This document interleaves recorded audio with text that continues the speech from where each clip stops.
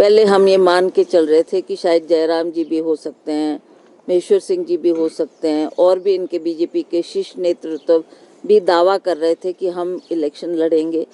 पर आखिरी मोमेंट में ये जो नाम आया, ये सभी को इसकी हैरानी भी हुई और कई लोगों को ये डाइजेस्ट भी नहीं हो रहा था कि जी हम इतने सालों से पार्टी का काम कर रहे हैं, आप ऊपर से किसी नेता को हमारे ऊपर थोप रहे हैं। तो अब जो भी उनकी पार्टी के हाई कमांड ने डिसाइड किया वो ठीक है, she is in the field, we welcome. अब वो बीजेपी की तरफ से कैंडिडेट होगी और हम चाहेंगे कि कांग्रेस का भी सशक्त उम्मीदवार हो जो उसको आने वाले चुनाव में परास्त कर सके। और सीटों पे भी चर्चा हुई मैम, क्योंकि बाई इलेक्शन भी है, 6 उपचुनाव हैं और हाँ, उस पर भी चर्चा हुई, उस पर भी हमने बातचीत की और सभी से फीडबैक प्रभारी ने लिया है। कुछ नामों की भी चर्चा हुई कि ये भी हो सकता है, क्योंकि बाई इलेक्शन में हमारे कुछ नए नाम आने हैं।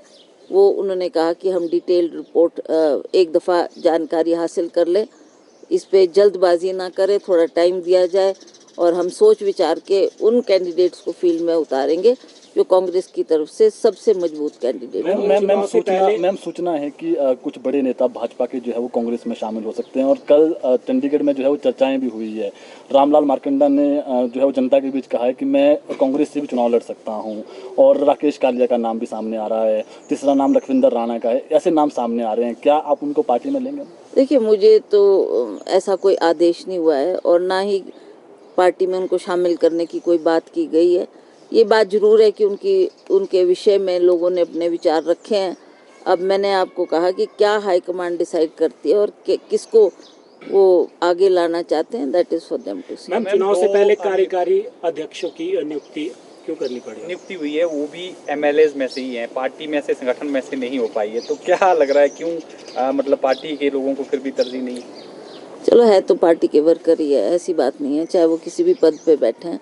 ये जिम्मेवारी माननीय मुख्यमंत्री जी ने उनको दी है।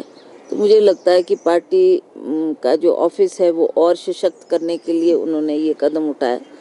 तो इसमें हमारा पूरा सहयोग उनके साथ रहेगा, हम मिलजुल के काम करेंगे। मैम, क्या मान के चलें, भाजपा ने अपने प्रत्याशी उतार दिए और शुरू भी कर दिया उन्होंने कैंपेन अपना, जो 4 टिकटें हैं कब तक फाइनल हो जाएगी, कितना समय? मोस्ट प्रॉब्ली बहुत जल्दी, मतलब 1 हफ्ते तक मैं कह सकती हूँ कि they will decide and high command उस पर फैसला लेगी। क्या मैम सीटिंग एमएलए में भी किसी को टिकट दिया जा सकता है लोकसभा का? इस पर भी आई डोंट थिंक सो कि हम अब उस स्थिति में है कि किसी सिटिंग एमएलए को टिकट दिया जाए, वो पॉसिबल नहीं है। तो इसीलिए कुछ ऐसे चेहरों की तलाश है जो पार्टी के सक्रिय कार्यकर्ता हो और जिनकी पहचान फील्ड में हो और जो अच्छा रिजल्ट दे पाए, तो उन चेहरों को लाया जाएगा। देखिए, मैं बहुत टाइम से ये बोल रही थी कि एक कोऑर्डिनेशन कमेटी बनाने की आवश्यकता है। आपने सीनियर लोग उसमें अपने व्यूज़ देंगे, उन व्यूज़ को बड़ा ध्यानपूर्वक हमको सुनना है और इलेक्शन को देखते हुए उनकी क्या मानना है उन लोगों का और वो क्या कह रहे हैं उसको सुनने के लिए हमारे प्रभारी शुक्ला जी भी आए थे। उसमें मुख्यमंत्री, उप मुख्यमंत्री और ठाकुर रामलाल जी, ठाकुर कौल सिंह जी और धनीराम शांडिल जी भी उपस्थित थे। उसमें यही चर्चा हुई कि 24 का चुनाव अब आ चुका है, उसकी हमें किस तरीके से तैयारी करनी है और किस तरीके से ये बाई इलेक्शन भी फेस करना है, उस पर विस्तृत चर्चा हुई। सभी के सुझाव सुने गए और शुक्ला जी को उन्होंने जो जो परिस्थिति है उससे अवगत करवाया। यही विषय था कल चर्चा का।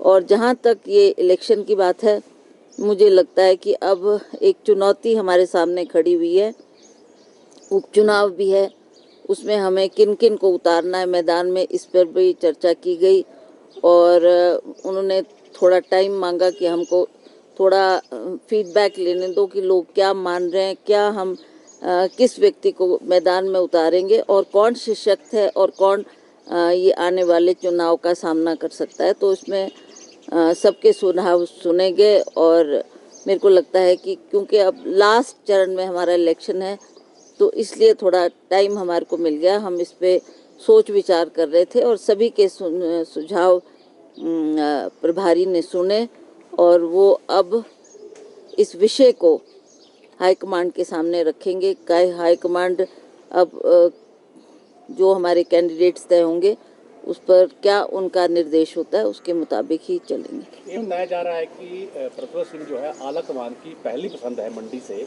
तो क्या प्रज्वल सिंह मान गई है अभी चुनाव लड़ने के लिए कि अभी कुछ बात है बाकी? देखिए, मेरे सामने कुछ डिफ़िकल्टीज़ थी।